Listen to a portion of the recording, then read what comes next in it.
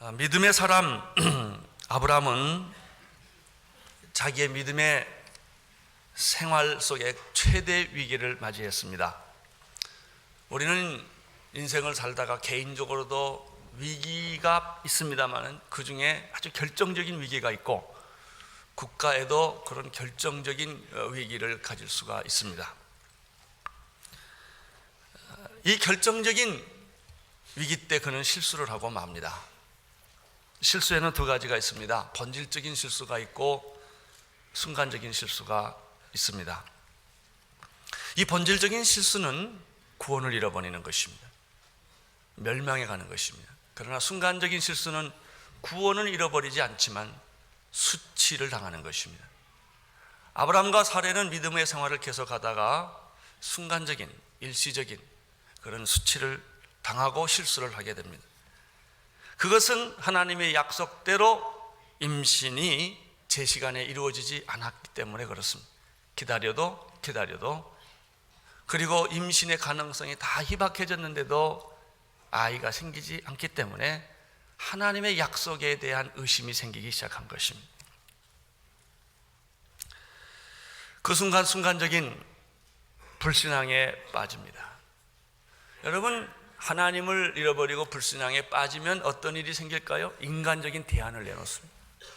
그리고 세상 사람들이 쓰는 법을 쓰게 됩니다. 아브라함은 양자를 삼고자 했고 사레는 자기의 몸종에서 씨바지를 통해서 아기를 갖고 싶어 했습니다.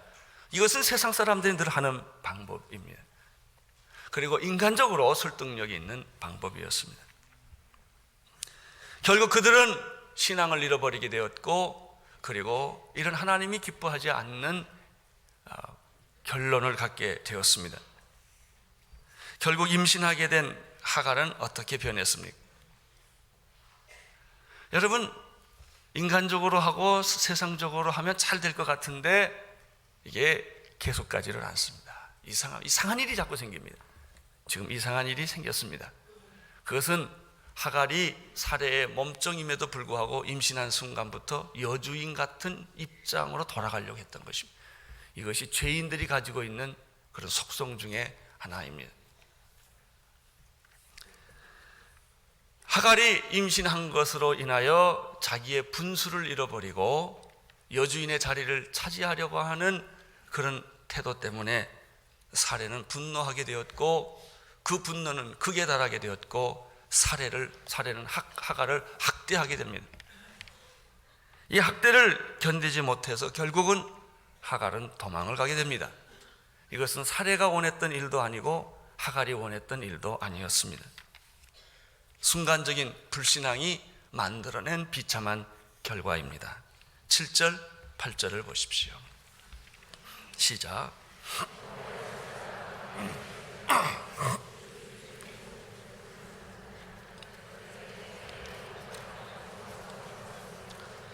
그가 가로되 나는 나의 여주인 사레를 피하여 도망하나이다. 이 7절 8절에서 발견하는 놀라운 사실은 이렇게 억울하게 학대를 당하고 쫓겨나가는 하갈에게 하나님이 찾아와 주셨다는 사실이 참 놀라운 것입니다. 생각해 보십시오. 하갈의 입장에서 보면 얼마나 원통한 일이겠습니까? 자기에게 씨를 준 아브라함도 자기를 버렸고 자기에게 그렇게 하도록 유도했던 사레도 자기를 학대를 했습니다. 어디 가서 하소연을 한다는 말입니까? 심지어 하나님마저도 자기를 버렸다고 생각한 하갈은 정처 없이 광야로 도망을 갑니다. 끝없는 광야, 사막만 전개되는 그런 광야로 도망을 가다가 그 광야에 있는 샘물 하나를 발견해서 거기에 앉아서 낙담하고 절망하고 하늘을 원망하는 그런 상황에 지금 빠져 있습니다. 이때 나타난 분이 하나님이십니다. 하나님은 이렇게 고통하고 억울하고 약하고 절망하는 사람을 찾아오십니다. 하나님은 강한 사람, 축복받은 사람에게만 오시는 분이 아니십니다. 억울한 분의 하나님이십니다. 약한 자의 하나님이십니다. 분통을 터뜨리고 힘없어 당하는 사람들의 하나님이십니다. 하나님의 천사가 나타나서 하갈에게 이렇게 말합니다. 살의 여종 하갈아. 근데 재밌는 것은 하갈의 현주소가 살의 여종이라는 거예요. 이걸 하나님이 확인시켜줘요. 내가 어디서 왔으며 어디로 가느냐. 우리는 이 8절의 말씀에서 몇 가지를 생각하게 됩니다. 하나님의 천사는 전혀 예기치 못하게 절망하고 좌절하고 갈 길을 잃어버린 사람에게 오셨다라고 하는 것입니다. 하나님은 여러분에게 오십니다. 잘못을 저질렀을지라도 오십니다. 실수를 했을지라도 여러분을 버리지 않습니다. 하나님은 여러분이 가장 약할 때 여러분의 하나님이 되십니다. 오늘 이 말씀 속에서 사례의 여종 하갈아, 내가 어디서 와서 어디로 가느냐? 라는 질문을 하는데, 이것은 하나님 없는, 하나님을 만나지 못한 인생들의 공통적인 질문입니다. 인생은 어디서 와서 어디로 가는 존재일까? 이것이 모든 철학의 주제입니다. 이것이 종교가 생긴 이유입니다. 이것을 조금 더 확대해서 설명하면, 인생은 어디서부터 와서 무엇을 하다가 어디로 가는 존재일까?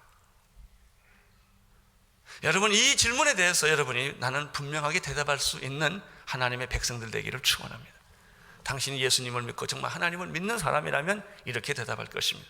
나는 하나님으로부터 와서 하나님을 위하여 이 세상에서 살다가 나는 하나님께로 가는 존재입니다.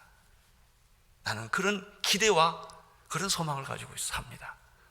나는 우연히 세상에 태어난 존재가 아니요, 나는 버려진 존재가 아니요, 되는 대로 막 살아가는 그런 존재가 아니라 하나님이 계획이 있어서 이 세상에 보냈고, 내가 공부하고 결혼하고 자식을 키우고 직장을 갖는 것은 하나님의 영광을 위함이요, 그리고 이제 내가 죽을 때는 하나님께로 돌아가는 것을 나는 믿습니다. 나는 여러분들이 이런 분명한 고백을 하는 하나님의 성도들이 되시기를 축원합니다. 하갈의 대답은 반쪽입니다. 하나님은 내가 어디서 와서 어디로 가느냐라고 질문할 때 하갈은 철학적인 대답을 하거나 종교적인 대답을 하지 않고 극히 현실적인 대답을 합니다. 나는 나의 여주인 사례를 피해 지금 도망가고 있는 중입니다. 그래서 아주 지극히 현실적인 이야기입니다. 여러분, 도망가는 사람이 어디로 가는지를 알 수가 없죠. 그래서 영원한 도망자는 갈 곳이 없습니다. 인생은 영원한 도망자에 불과합니다. 하나님을 피해서 떠났습니다. 하나님을 떠나서 유리방황하고 떠났지만 갈 곳이 없습니다. 하갈의 현실은 피해서 도망을 갔지만 정처 없이 유리방황하는 것뿐입니다. 이런 사람이 카인이었습니다.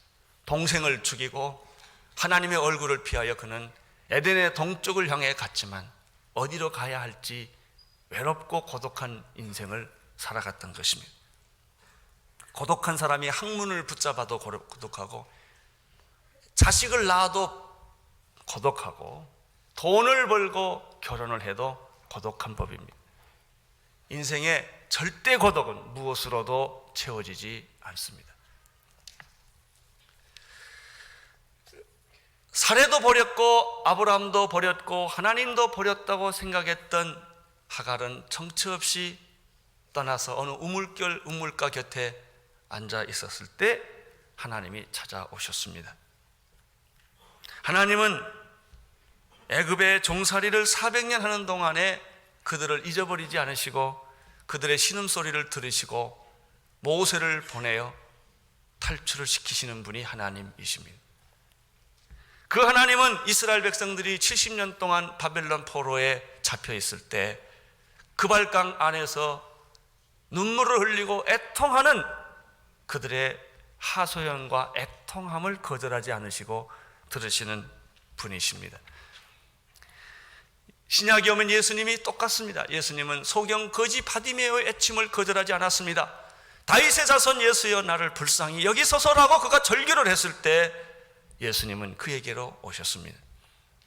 부자였지만 외로웠던 삭개오가 뽕나무에 올라가서 예수님을 만나보고자 했을 때 그는 소리를 지르지는 않았지만 예수님은 소리 없는 함성을 들으시고 뽕나무 밑에까지 가셨다가 쳐다보시면서 삭개오야 속히 내려와라. 오늘 내가 내 집에 유하여 하겠다라고 그의 마음의 깊은 구원의 요청을 예수님은 들어주셨습니다. 예수님이 십자가에 못 박혀 돌아가실 때 한편에 있는 강도의 절규를 외면하지 않았습니다. 하나님 예수님이여 당신 나라에 임할 때 나를 기억해 주십시오. 마지막 이제 얼마 남지 않는 마지막 순간에 한 강도의 절규를 예수님은 거절하지 않으시고 오늘 내가 나와 함께 낙원에 있겠다 라고 말씀하시면서 그를 받아주셨습니다. 하나님은 여러분의 신음소리를 들어주십니다. 여러분의 하소연, 애통, 원통, 분한 얘기들을 하나님은 잘 들어주시는 분이시며 적당한 때에 나타나셔서 여러분을 구원하십니다. 9절을 보십시오. 9절 시작. 여호와의 사자가 그에게 이르되 내 주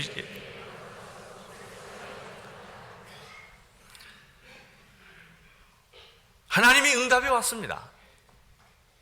그 응답은 너무나 놀랍고 의외예요. 그래 알았어. 내가 너에게 새하늘과 새 땅을 줄 거야. 이러면 얼마나 좋겠습니까? 그런데 하나님의 응답은 하갈을 실망시키기에 딱 좋은 말입니다. 여호와의 사자가 그에게 이르되 내 여주인에게 돌아가라. 자살하고 싶은 말. 내가 그게 싫어서 도망을 갔는데 아니 거기로 다시 돌아가라는 말입니다. 내가 어떻게 거기를 돌아갑니까? 그 학대를 어떻게 내가 견디며, 그건 죽는 것보다 더 어려운 일인데 이상하게 하나님의 응답은 내 여주인에게로 돌아가라는 거예요.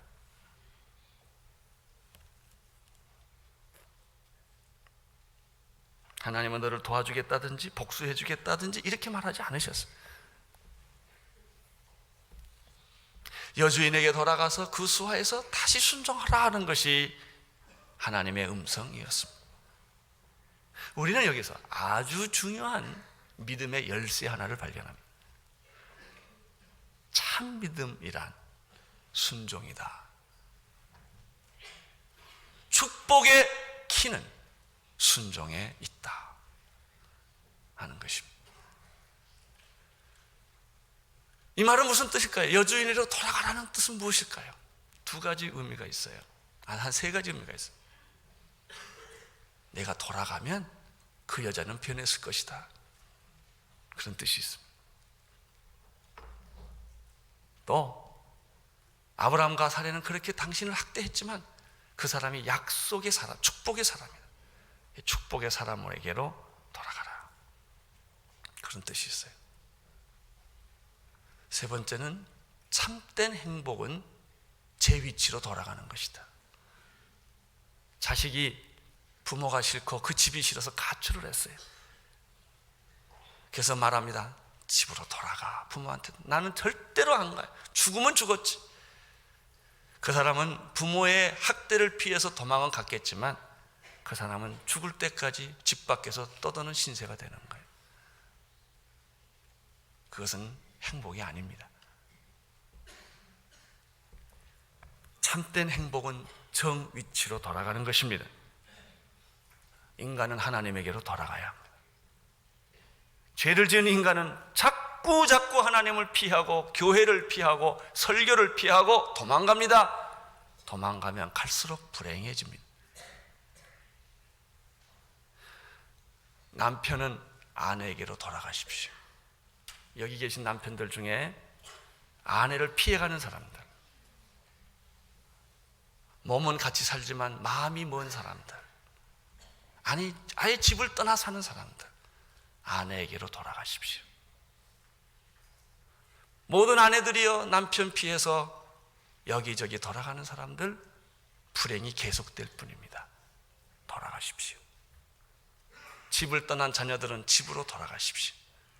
하나님을 떠난 인간은 하나님에게로 돌아가십시오. 선생을 떠나 피해가는 학생들은 선생에게로 돌아가십시오. 국가의 부정과 부패와 권력의 피해를 입고 도망다니는 사람들, 도망간다고 해결되지 않는다는 것입니다. 이것이 오늘 메시지예요. 제 위치로 돌아가라. 나는 못 가요. 나 죽으면 죽었지 못 가요. 걱정하지 말고 날 믿고 가라.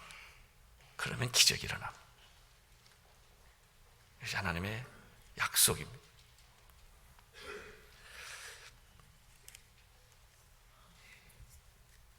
정 위치에 돌아가는, 제자리에 돌아가는 비결은 순종입니다.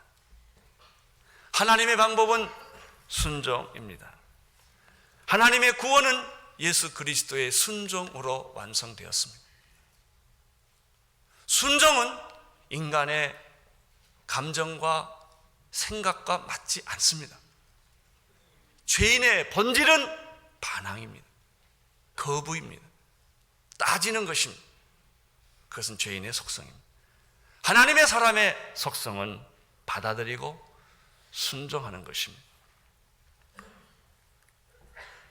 예수님은 그 자신이 하나님이셨지만 하나님의 뜻과 계획이 인간이 되어서 세상 십자가를 지어서 온 인류를 구원하신 것이었기 때문에 예수님은 순종하셔서, 그는 본래 하나님과 동등된 분이시지만 동등된 것을 취할 것을 여기지 아니하시고 자기를 비어 종의 모습으로 돌아오셨습니다. 그는 자기를 낮추셨는데 십자가에 죽기까지 복종하셨습니다. 히브리서 5장 8절에 보면은 그가 아들이시라도 받으신 고난으로 순종함을 배웠어 온전하게 되었은즉 자기를 순종하는 모든 자에게 영원한 구원의 근거가 되셨다. 예수님이 순종함으로, 하나님의 뜻에 순종함으로 우리의 구원을 이루신 것처럼 누구든지 예수 그리스도의 말씀에 순종하는 사람에게는 똑같은 동일한 이런 축복을 주시겠다라는 약속입니다. 하나님의 사자는 절망하는 하갈에게 여주인에게로 돌아가라는 것입니다. 여주인에게 돌아가면 어떤 일이 있을 거냐? 10절입니다. 10절 시작.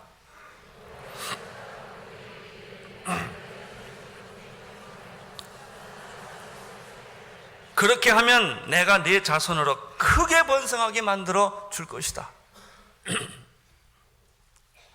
그 수가 많아 셀 수 없게 될 것이다.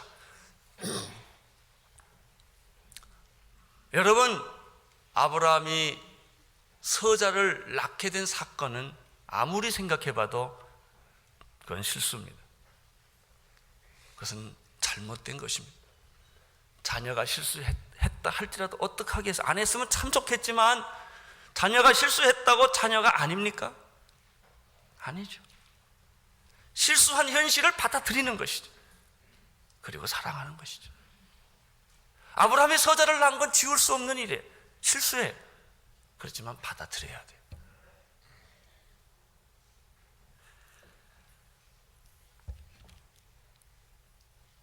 이것은 인간의 이성으로 해결되지 않는 논리입니다. 그런데 10절에서 우리가 발견하는 더 놀라운 사실 하나가 있어요. 그것은 뭐냐면, 하나님은 그러면 약속의 자녀만 축복하시는가? 아니에요. 10절에 보니까 서자도 번자식만큼 똑같이 축복하고 사랑하신다라는 것이 하나님의 뜻이에요. 우리는, 인간들은 조금 구별했으면 좋겠다고 생각을 해요. 번자식에서 난 자식이나 서자에서 난 자식이 좀 다르게 취급하는 게 세상이에요. 하나님은 똑같이 취급하세요.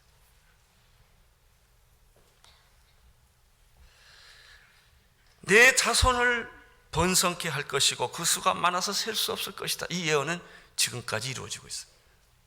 아랍의 후예들은 부정적인 역할을 많이 했지만 그 수는 왕성하고 지금도 계속되고 있는 것입니다. 11절을 보십시오. 읽어주십시오. 여호와의 사자가 또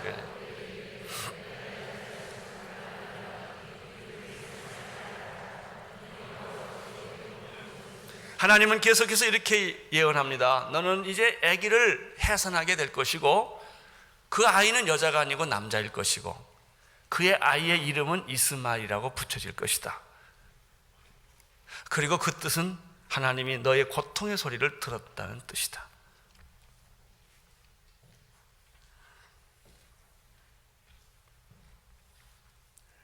끝없이 넓고 넓은 하나님의 가슴, 자기의 자녀를 사랑하시는 하나님.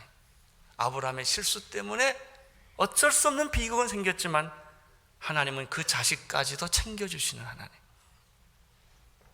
똑같이 챙겨주시는 하나님이라는 것입니다. 그러면 약속의 자녀라는 뜻은 무엇일까요? 그것은 우리가 세상 사람들이 생각하는 것처럼 그렇게 물질적이고 세상적인 그런 축복을 상속해 준다는 뜻이 아닙니다. 만약에 그렇게 따졌다면 이스라엘 백성들처럼 고난과 역경을 겪은 민족이 어디 있겠습니까? 그 뜻은 특별히 너를 선택해서 사랑했다고 하는 뜻은 내 약속의 씨 가운데 인류를 구원할 메시아가 태어난다는 뜻이에요. 그것이 축복인 거예요. 돈이 많이 생겼다든지 부자가 됐다 이런 축복이 아니라 정말 내 자손에게서부터 인류를 구원할 메시아의 씨가 태어난다는 약속의 축복이에요. 그 메시아를 통하여 온 인류가 구원받게 된다고 하는 이 놀라운 영적인 특권을 의미하는 것이죠. 그러나 사람들은 그런 특권은 너무 부담스럽고 힘드니까 생각하지 않고 자꾸 물질적이고 인간적이고 현실적인 축복을 많이 받는 것만 우선적으로 생각을 하는 것입니다.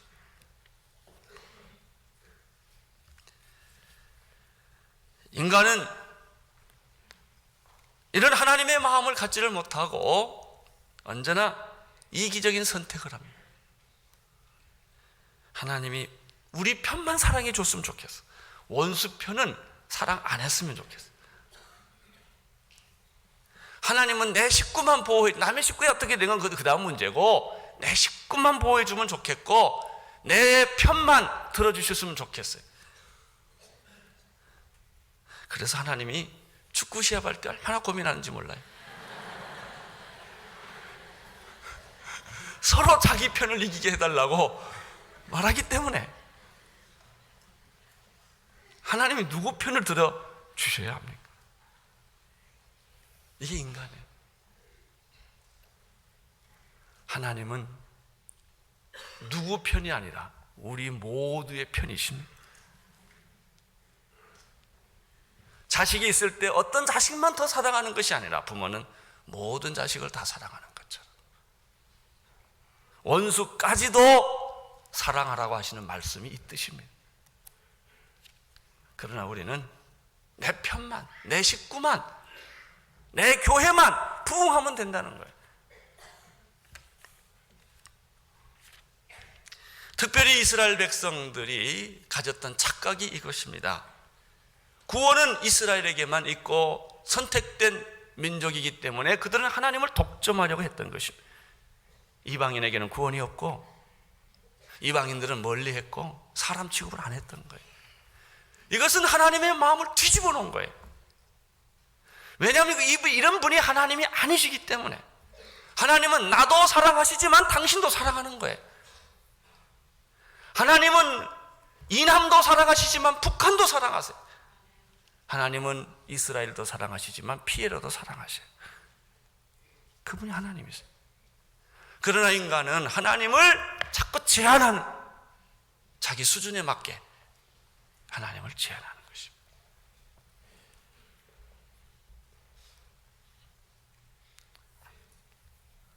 오늘 말씀에 보면 비록 아브라함이 실수로 인해 생긴 자녀지만 약속의 자녀처럼 내가 순종하면, 말씀에 순종하면 나는 똑같이 내 자손을 창대하게 만들어 주겠다 하셨습니다. 이스마엘이란 뜻은 무엇일까요? 고통의 소리를 들으신다. 하갈의 분통, 원통, 속상함, 이걸 하나님은 다 들으시고 사랑하고 응답하신다. 12절 보십시오. 12절 시작.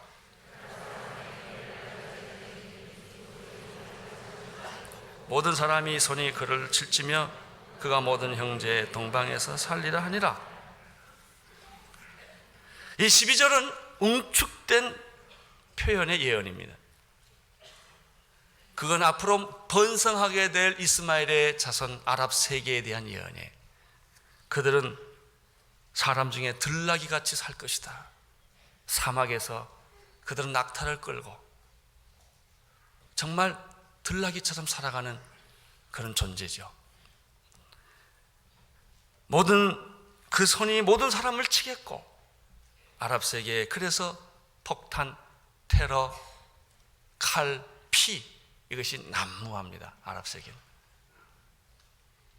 그리고 그렇게 칼과 피를 흘리기 때문에 다른 사람도 너를 칠 것이요, 끊임없는 보복 전쟁이 일어날 것입니다. 이스마엘은 이스라엘의 형제입니다. 배달은 형제입니다. 그런데 그들은 너의 형제의 동방에서 살게 될 것이요, 그는 이스라엘 코앞에서 꼭 살게 되어 있습니다. 절대 다른 데 안 갑니다. 그게 피에로입니다. 5월 달에 새로운 정부가 서지면 피비린 나는 일이 또 생길 거예요. 이것이 이 12절은 이렇게 웅축된 예언인데 가만 보면 얼마나 정확한 예언인지 몰라요. 13절 보십시오. 시작. 하갈이 자기에게 이르신 여호와의 이름을 감찰하신 하나님이라 하셨으니 이는 내가 어떻게 여기서 나를 감찰하시는 하나님. 그는 하나님을 만났습니다. 하나님도 아브라함 편이라고 생각을 했습니다. 하나님도 사례 편이라고 생각했지, 몸종이 나 같은 여자애는 하나님도 잃어버렸을 거라고 생각을 했는데 하나님은 잊지 않으셨습니다. 너도 내 자녀다. 축복의 자녀다. 요한복음 10장 18절에 내가 너희를 과와 같이 버려두지 아니하겠다. 이사야 49장 15절 여인이 어찌 그 젖 먹는 자식을 잊겠으며 자기 태에서 난 아들을 긍휼히 여기지 않겠느냐.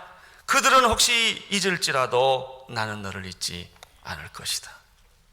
여러분 안심하십시오. 하나님은 여러분을 버리지 않습니다. 하나님은 여러분과 함께 하십니다. 그분은 내 원수하고도 함께 계시는 분이에요.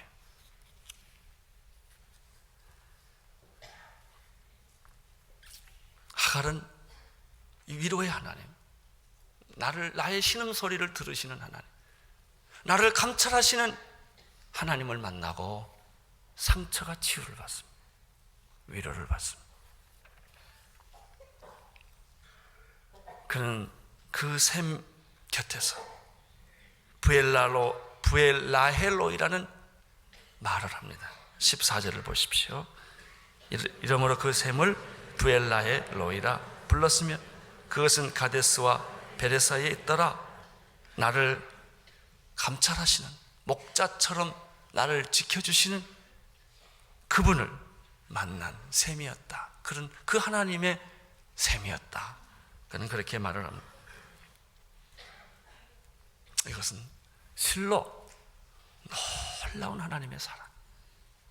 하나님의 사랑은 이렇게 크고 깊고 넓은 거예요. 왜 우리가 미전도 정적까지 가서 그 험한 길까지 가서 복음을 전하느냐 하면은 하나님의 이 마음 때문에 그런 것입니다. 만일 하나님이 이스마엘을 용납해 주시고 감찰해 주시고 위로해 주시고 자손의 축복을 주시겠다고 약속했다면 누가 하나님을 비난할 수 있겠습니까? 하나님이 내 원수까지 축복해 주셨다면 내가 어찌 하나님을 비난할 수 있겠습니까? 니느웨 성에 있는 백성들에게 회개의 메시지를 전하라고 요나한테 왔죠. 요나는 민족주의자였기 때문에 니느웨 백성이 구원받는 것이 아주 싫었어요. 그래서 그는 다시스로 도망갔어요. 하나님이 화가 나셔서 파도를 만들어서 요나를 물속에 집어들어가게 하고 고래, 이 큰 물고기 아감에 걸리게 만들어놨어요. 그는 다시스로 갔습니다. 니느웨로 갔습니다. 그가 말을 하자마자 사람들은 기다렸다는 듯이 예수를 믿었습니다. 어떤 사람이 말이죠, 저 사람한테 절도 전대를 안 한다 해서 왜 그러냐고 그랬더니 천국까지 같이 갈 생각하면 아주 기가 막히대. 세상에서 이렇게 살고 말지.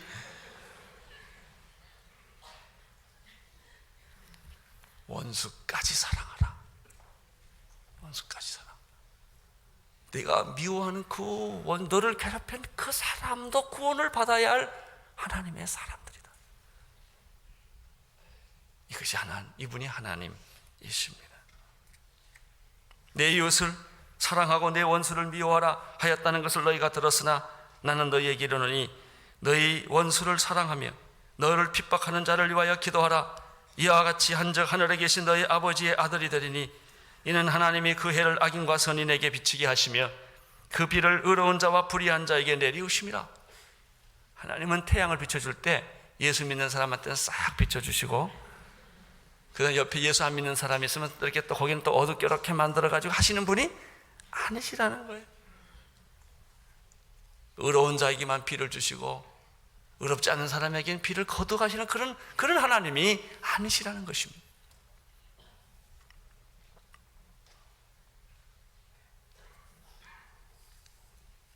우리는 오늘 이 메시지 중에서 버린 자식도 하나님은 안 버리신다. 사람은 버렸을지라도 하나님은 안 버리신다.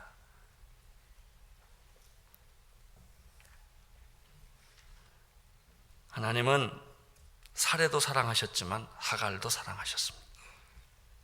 하나님은 라헬도 사랑하셨지만 레아도 돌봐주셨습니다. 15절 16절 읽어주십시오.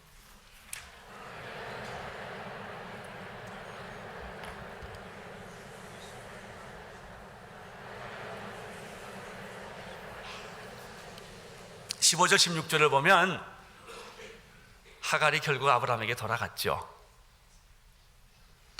말씀에 순종했더니 아브라함도 변했고 사레도 변했다는 얘기입니다.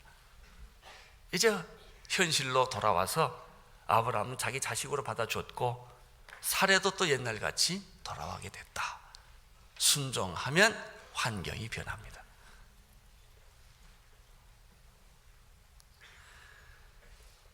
하갈이 아브라함을 낳을 다음에 아브라함이 하갈의 이름을 지어줘요.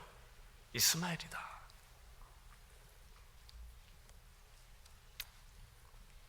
오늘 여기에서 15절 16절에서 발견하는 메시지는 순종하면 변한다. 당신의 시어머니도 변할 것이고 당신의 남편도 변할 것이고 당신의 아내도 변할 것이고 집을 나간 자식도 변할 것이다. 또 하나, 이때 나이가 86세예요. 서자를 낳은 때는 86세고 약속의 자녀를 낳을 때는 100세입니다. 그러니까 이삭보다도 이스마엘이 14살 손위입니다. 이 86세라는 뜻은 무엇을 의미할까요? 그것은 아브라함이 약속의 자녀를 기다릴 때까지 몇 년을 더 기다려라? 14년을 더 기다려라는 말이에요. 여기서 우리는 중요한 믿음의 또 하나의 모습을 봅니다. 믿음은 약속을 기다리는 것이다. 서자가 나도 기다리고 또 기다리고 또 기다리는 것이다. 그러면 이삭은 반드시